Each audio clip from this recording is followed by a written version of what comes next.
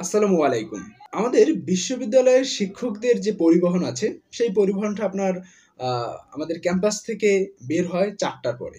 আমি মাঝে, মাঝে করি কি, ওই ওই টাইমলি ৪ টার সময় আমিও করি কি গেট থেকে বের হই।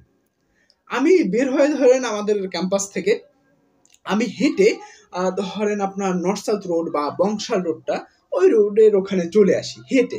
আমি হেঁটে এসেছি, তাদের আগে এসেছি।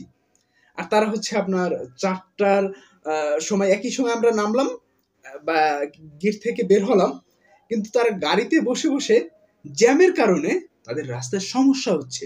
দেরিতে তারা আমি হেঁটে আসি, তারপরে আসে জ্যামের কারণে।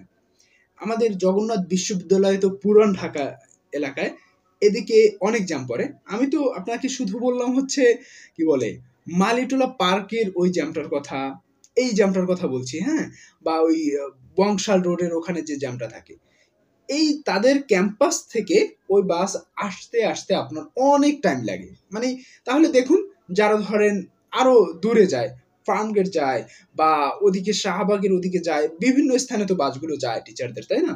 দেখুন তাদের কতটা সময়ের প্রয়োজন হয় বাসায় পৌঁছতে। সারাদিন ক্লাস করে তারপর হচ্ছে এই বাসের জ্যামের যে একটা চিন্তা, এইগুলোর ভিতরে তারা যে গবেষণা করবে, তাদের কিন্তু অনেক প্রতিবন্ধকতা এতে তৈরি হয় চিন্তার ক্ষেত্রে। আমি প্রায় ভাবি যে যখন বাসগুলো যায় আমাকে ক্রস করে বংশাল রোডে, তখন আমি এটা ভাবি যে আহ, এই যে কতগুলো চিন্তা, তাদের বিভিন্ন গবেষণামূলক প্রকল্প, এই প্রকল্পগুলো কিন্তু ওই রাস্তায় থেকে যায় জ্যামের একটা ক্লান্তিতে। সারাদিন গাড়িতে বসে থাকা, তারপর হর্ন, বিভিন্ন শব্দ, বিভিন্ন নয়েজের, তাদের অনেক চিন্তাগুলো কিন্তু এই রাস্তায় পড়ে থাকে। যখন বিকেলে যান ক্লাস শেষ করে, তখন তাদের জন্য আমার অনেক কি বলে অনেক কষ্ট হয়, অনেক মায়া লাগে যে তারা ধরুন যে কোনো একটা গবেষণার চিন্তাও যে করবে, অনেক গবেষণা তাদের রাস্তায় পড়ে থাকে জ্যামের ইসে জ্যামের জন্য। আমাদের এক্ষেত্রে এই যে শিক্ষাটাকে, যদি আপনি শিক্ষার উন্নয়নের কথা ভাবেন, এইগুলো আপনাকে ভাবতে হবে যে তাদের জন্য কি করা যায়।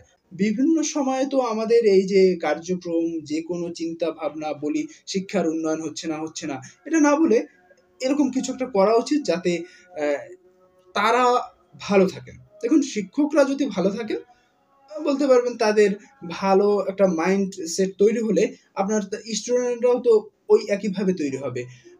ওইটাই কিন্তু একটা ভালো অবদান রাখবে আমাদের দেশের জন্য।